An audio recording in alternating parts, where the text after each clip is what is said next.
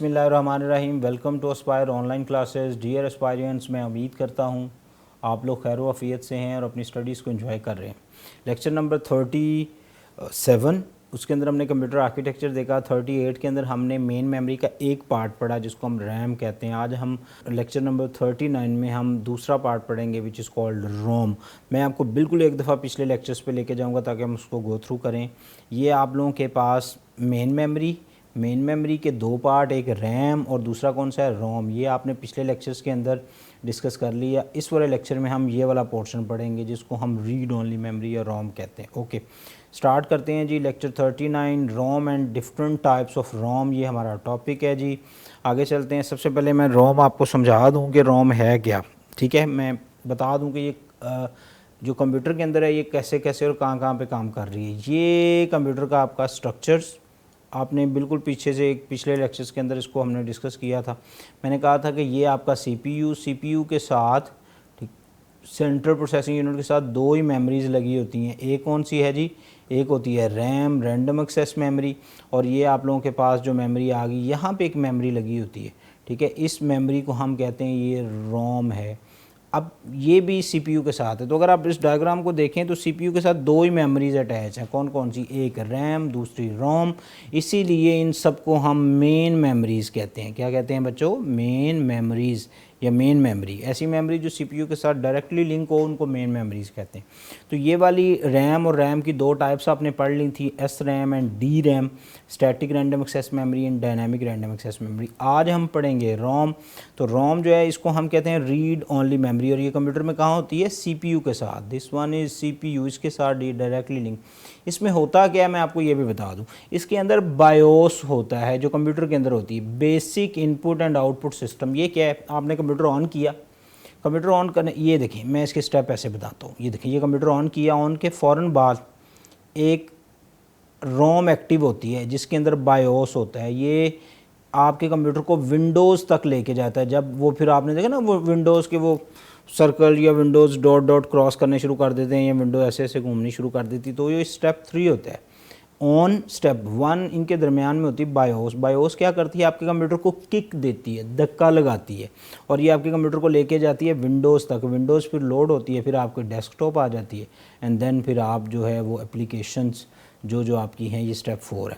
तो BIOS basic input and output system है। इसका काम इसने सारे मदरबोर्ड कंपोनेंट सारे चेक करने हैं, सारे वर्क कर रहे हैं। जब वो देखती है कि सब कुछ ओके है, रेडी है, देन वो जो कंट्रोल होता है वो विंडोज़ को दे देती है और विंडोज़ रैम में लोड होना शुरू हो जाती है। ठीक है, तो रोम असल में कंप्यूटर में ये काम कर रही होती है। मैंने आपको जब वो पिछला लेक्चर पढ़ाया था मैंने उसके अंदर बताया था कि जो रोम है इसका बहुत ज़्यादा इनिशियल बट इम्पोर्टेंट रोल है कंप्यूटर के अंदर।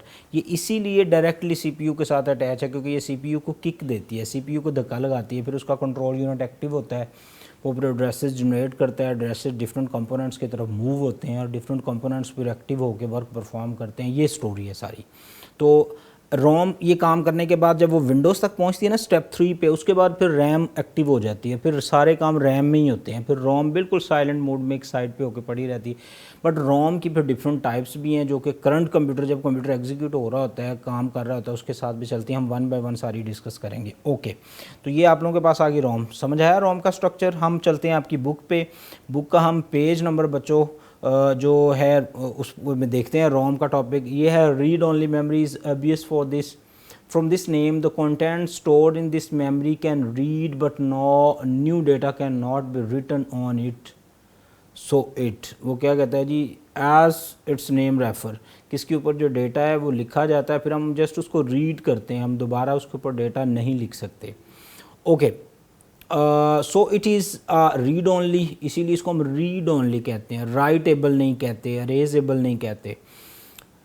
The manufacturer of the ROM writes the data and program permanently on it, and this data and program cannot be changed afterwards. जो बना रहे हैं इसको, वो बनाते वक्त ही इसके ऊपर इंस्ट्रक्शंस और सारी चीज़ें इसके ऊपर लिख देते हैं। तो सर IBM का कंप्यूटर है, उसके अंदर रोम लगी हुई है, तो जो IBM का कंप्यूटर है उसको चलाने के लिए तो IBM की इंस्ट्रक्शन चाहिए, तो रोम कोई और फैक्ट्री बना रही है, तो उनको कैसे पता चलता है कि जनाब कि ये इंस्ट्रक्शन IBM ऑन डिमांड रोम बनवाता है। वो अपने इंस्ट्रक्शंस पहले उस कंपनी को दे देता है जो रोम बना रही है। वो instruction at the time of manufacturing, जब ये रोम बन रही है वो इंस्ट्रक्शन उसको देता है। वो at the time of manufacturing वो सारी इंस्ट्रक्शन उसके ऊपर रीड कर रहे होते हैं और रीड करके उसको बंद किया चिप को, और then chip send for processing. Okay, फिर वो कंप्यूटर के मदरबोर्ड के ऊपर अटैच कर दी जाती है और वो अपना काम शुरू कर देती है। ठीक है, ROM contain frequently use instructions and data. जो फ्रीक्वेंटली यूज़ क्यों है? क्योंकि कंप्यूटर को यहाँ से किक मिलनी है, यहाँ से बार बार जो इंस्ट्रक्शंस होती हैं कंप्यूटर के ऑन ऑफ के ऊपर, ये सारी instruction BIOS, basic input output system सारा इसी के अंदर होता है, तो इसलिए ये फ्रीक्वेंटली यूज़ का वर्ड भी इसके साथ यूज़ हुआ। Another commonly font. अब अच्छा, मैं एक चीज़ आपको और यहाँ पे क्लियर करवा दूँ बच्चों, वो ये कि हमारे पास जो रोम है ना, रोम की फिर आगे 3 टाइप्स हैं। एक है रोम दिस वन, और एक इसकी एक और टाइप है जिसको हम पी रोम कहते हैं, प्रोग्रामेबल रीड ओनली मेमोरी। और फिर इसकी एक और टाइप है, इसको हम ई पी रोम कहते हैं, which is erasable programmable read only memory. ये आगे सिर्फ रोम, ये आगे पी रोम, और ये नंबर 1, ये नंबर 2, ये नंबर 3। ठीक है, तो रोम की अब ये जो दोनों है ना, रोम एंड पी रोम, इसके बारे में 2 बातें याद रखिएगा। पहली बात, ये मैन्युफैक्चरिंग टाइम के ऊपर जो डेटा होता है वो इसके ऊपर लिख दिया जाता है। मैं रोम की बात कर रहा हूँ, लेकिन ये जो होती है ये इनिशियली ब्लैंक होती है, पी रोम। डेटा इसके ऊपर बाद में लिखा जाता है। मसलन आप लोगों ने वो खिलौने फ़ोन देखे तो जिसमें बटन प्रेस करते हैं डिफरेंट इंडियन सॉन्ग चलते हैं, या आपने वो गुड़िया या कोई वो हॉर्स कोई चीज़ देखी, हम उसमें उसको प्रेस करते हैं, वो हॉर्स से छोटा सा उसको ऐसे हाथ मारते हैं, ज़ोर से थप्पड़ मारते हैं तो वो घोड़े की आवाज़ निकालता है। अब उसके अंदर वो जो घोड़े की आवाज़ है वो बेसिकली एक साउंड है, वो एक डेटा है, और वो डेटा किसी मेमोरी में फीड है और वो मेमोरी उसके अंदर लगी हुई है। आप जब भी, ये तो नहीं कि आप उसको एक दफ़ा जो है वो ऐसे हाथ मारते हैं तो वो हल्की सी आवाज़ दोबारा हाथ मारते तो ज़ोर से कहता है कि बस करो भैया आहिस्ता मारो, ऐसा नहीं है। वो सेम साउंड बार बार आएगा। जैसे वो कोई गुड़िया बोलती है या कोई तोता है छोटा सा वो बोलता है, या कोई वो फ़ोन होते थे मोबाइल फ़ोन, वो गाने इंडिया के लगते हैं, मैं जिक्र नहीं करूँगा, आप प्रेस करते थे तो वो गाने चलते थे। वो क्या था असल में, उसके अंदर एक छोटी सी मेमोरी लगी होती है, वो सारे गाने उस मेमोरी पे प्लेस। अब वो मेमोरी मार्केट से या मैन्युफैक्चरर से उठाई जाती है, जब वो परचेज़ की जाती है तो वो खाली होती है। इसको कहते हैं initially blank.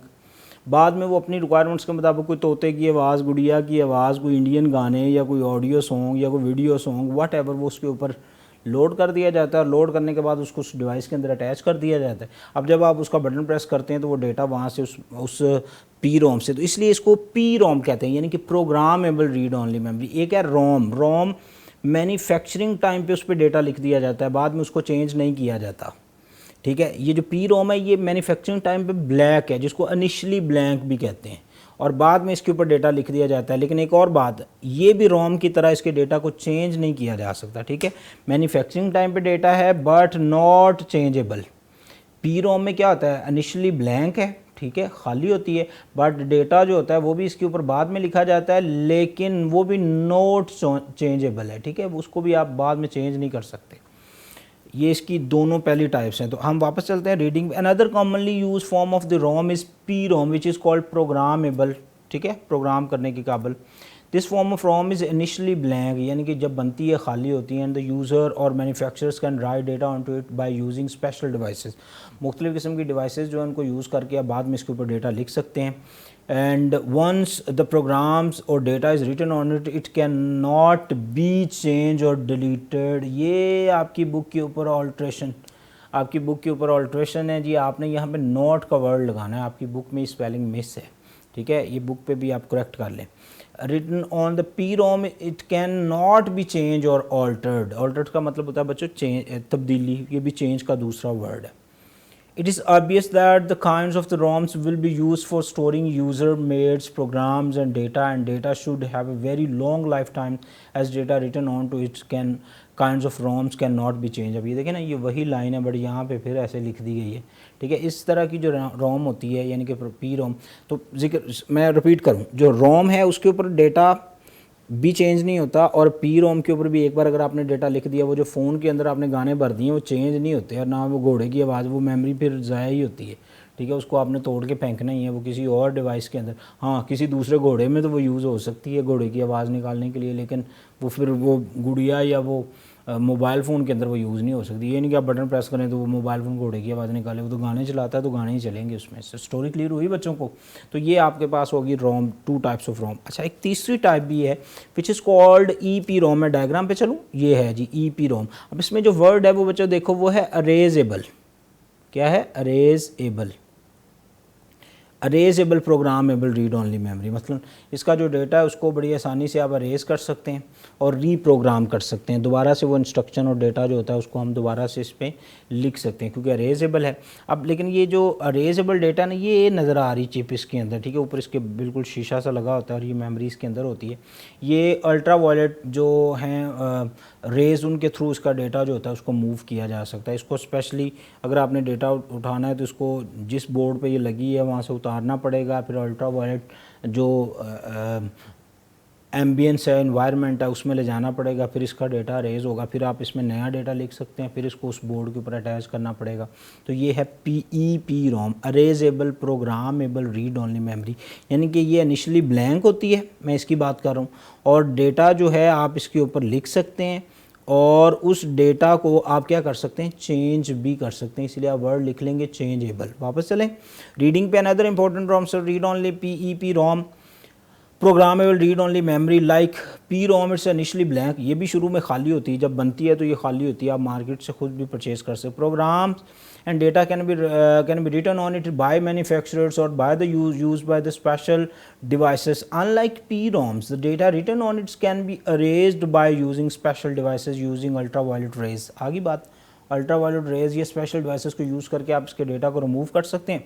So data program written it can be change and new data can also be added on this form of ROM, as the data written on this kinds of ROMs can be changed. So data that is be updated can be written on the, but frequently changing data should not be written on this। ठीक है, जो बार बार इस तरह की जो data जो बार बार आप इसके ऊपर चेंज कर रहे हैं, बार बार आप उसमें कट कॉपी पेस्ट कर रहे हैं, तो ऐसा डेटा इसमें कभी भी ना रखें क्योंकि इसकी भी एक अरेज होने की एक लिमिट है, उसके बाद ये डिस्ट्रॉय हो जाती है। तो ये आपके पास थर्ड टाइप्स ऑफ रोम आ गई, एक रोम, दूसरी पी रोम, तीसरी ई पी रोम। ठीक है, आगे चौथी जो आ गई उसको हम कहते हैं E P ROM, which is electrically erasable programmable read only memory. अब बच्चों ये कौन सी मेमोरी है ये मैं आपको क्लियर कर दूँ। Yet an other form of the ROM is EEPROM, electrically erasable programmable read only memory. These kinds of ROMs can be rewritten by using electrical devices. ठीक है, आप यूजिंग इलेक्ट्रिकल डिवाइसेस इसके ऊपर जो डेटा होता है उसको रिटर्न। अब सर एक आपने अल्ट्रा वायलेट की बात की, वो स्पेशल डिवाइसेस है। एक है कि आप, मैं इसकी एग्जांपल दूं, यूएसबी आपका मेमोरी कार्ड। तो ये जो यूएसबी मेमोरी कार्ड है इसमें आपको कोई अल्ट्रा वायलेट के जरिए मेमोरी कार्ड से आपने तस्वीरें डिलीट करनी है तो आपको जनाब किसी मार्केट का विज़िट करना पड़ेगा कि जनाब ये मेरा पहला डाटा तो डिलीट कर दें, इसमें मैंने नया डाटा इसके अंदर रखना है। ऐसा नहीं है, वो लगी हुई है, आप अपने मोबाइल फ़ोन से या यूएसबी लगी है, आप अपने लैपटॉप से कमांड देते हैं रेज फॉर्मेट यूएसबी, तो वो पूरा डेटा इलेक्ट्रिकली अरेज कर देता है और वो बिल्कुल न्यू डिवाइस बिल्कुल ब्लैंक आपके सामने आ जाती। Okay, it is important note that the all form of the ROM described above are non volatile. ये वर्ड आपको मैं समझा दूँ वंस अगेन। ऐसी तमाम मेमोरीज़ जो जिनको काम करने के लिए इलेक्ट्रिकल करंट चाहिए होता है उनको वोलेटाइल कहते हैं, और ऐसी तमाम मेमोरीज़ जिनको काम करने के लिए करंट रिक्वायर्ड नहीं होता, ये नहीं कि उनको करंट चाहिए नहीं होता, मतलब अपना डेटा होल्ड करने के लिए उनको करंट नहीं चाहिए होता, उनको हम नॉन वोलेटाइल्स मेमोरी कहते हैं। तो रोम और रोम की सारी टाइप्स नॉन वोलेटाइल्स हैं। मतलब यूएसबी में मैंने आपको एग्जांपल दी थी एक दफ़ा कि यूएसबी के अंदर कुछ आपने कुछ फाइल्स रखी हुई हैं, तो यूएसबी आपने उतार के किसी अलमारी में रख दी और 3-4 माह बाद आपने वहाँ से वो पकड़ी तो वो डेटा उसके अंदर तभी मौजूद होगा। आपको ऐसा नहीं कि उसको हर दूसरे दिन लैपटॉप के साथ लगाना पड़े ताकि उसका डेटा जो है वो करंट उसको मिलता रहे और वो चलता है। लेकिन रैम जो है वो वोलेटाइल मेमोरी है, चाहे एस रैम हो चाहे डी रैम हो, वो क्या करती है, उनको करंट चाहिए होता है। मैंने एग्जांपल दी थी कि मूवी चल रही है तो मूवी रैम में लोड है और सीपीयू के पास जा रही है प्रोसेसिंग के लिए, ठीक है, प्रोसेसर्स के पास। जैसे बिजली कट हुई, वो कंटेंट रिलीज़ हो गए, अब वो दोबारा से जब आप दोबारा लैपटॉप या कंप्यूटर दोबारा ऑन करेंगे तो आपको सारा प्रोसीजर दोबारा करना पड़ेगा। क्यों? क्योंकि वो memories without electricity current hold कर ही नहीं सकती। बट रोम और रोम की सारी टाइप्स जो आपने पहले पढ़ ली या जो अभी आप पढ़ रहे हैं, इनमें से किसी को भी डेटा होल्ड करने के लिए, not for process, hold. Data process करने के लिए तो इनको करंट चाहिए होता है, लेकिन डेटा होल्ड करने के लिए, अपने पास सेव करने के लिए इनको करंट नहीं चाहिए होता। ये विदाउट इलेक्ट्रिसिटी भी डेटा होल्ड कर सकती हैं। इनका जो मटेरियल है वो इसी तरह का होता है, इसीलिए इन तमाम को हम नॉन वोलेटाइल्स मेमोरी कहते हैं। तो क्वेश्चन है आपके लिए, रैम कौन सी मेमोरी है? यस, रैम वोलेटाइल मेमोरी है। डी रैम कौन सी मेमोरी है? Yes, D RAM volatile memory है। एस रैम वोलेटाइल मेमोरी है। ठीक है, तो जो रोम है ये क्या है? ई पी रोम कौन सी मेमोरी है? यस, ये नॉन वोलेटाइल मेमोरी है। इसको डेटा होल्ड करने के लिए किसी किस्म के करंट की ज़रूरत नहीं होती। सो कहता है जी, so that the data stores on these chip is not lost when electricity is cut off. जो डेटा इसके ऊपर है वो कभी भी लॉस्ट नहीं होता जब उसकी इलेक्ट्रिसिटी को कट ऑफ किया जाता है। Mostly ROM chips are use to store frequently use program like operating systems, routines and data and which is not changed for the long period of time। आप कोई विंडोज़ ऑपरेटिंग सिस्टम या कोई आपकी file जो आपने save करनी है, आप इस तरह की फिर रोम के ऊपर जो होता है, जैसे बायोस है, बेसिक इनपुट आउटपुट, वो किसी भी सिस्टम का लाइफ टाइम सेम ही होता है, वो चेंज या अपग्रेड नहीं होता। ठीक है, वो वैसे ही चलता रहता है। मुझे याद है एक दौर था शुरू में जब कंप्यूटर इन हो रहा था, तो अगर रोम ख़राब हो जाती थी तो वो कंप्यूटर ही ख़राब हो जाता था, क्योंकि वो रिप्लेसेबल ही नहीं था, वो अपडेटेबल ही नहीं था। तो इसीलिए वो कहते थे ये कंप्यूटर का पूरा बोर्ड ही चेंज होगा जी, क्योंकि इसकी ये चिप जनाब उड़ गई। अब वो तो खैर different types of ROM, E P ROM, E P P ROM, P P ROM कई आ गई हैं, तो आप कोई भी उसमें से यूज़ कर सकते हैं। तो जो इसकी आखिरी टाइप है बच्चों, वो आपके पास आ गई E P, this one is P ROM. इसको हम electrically erasable programmable read only memory कहते हैं। ये क्या है? इसको, इसमें से जो करंट है या जो डेटा है उसको डिलीट करने के लिए आपको कोई स्पेशल, आप ये समझ लें कि आपको एम्बियंस एनवायरनमेंट या डिवाइसेस नहीं चाहिए। यूएसबी में कुछ सॉन्ग, कोई वीडियोज़, ऑडियोज़ हैं, आप लैपटॉप के साथ लगाएं, फॉर्मेट की कमांड दें तो ऑटोमेटिकली सारा का सारा जो कंटेंट्स होगा उसको फॉर्मेट कर देगी। उसको उतार के कहीं और स्पेशल माहौल में ले जाने की ज़रूरत नहीं है। तो ये आपके पास types of ROMs. Hope so आप लोगों को ये लेक्चर क्लियर हुआ होगा। स्टिल कोई कन्फ्यूजन है, you can discuss me, comments कीजिए, आई विल रिप्लाई। और अपना बहुत सारा ख्याल रखें। अल्लाह हाफिज़।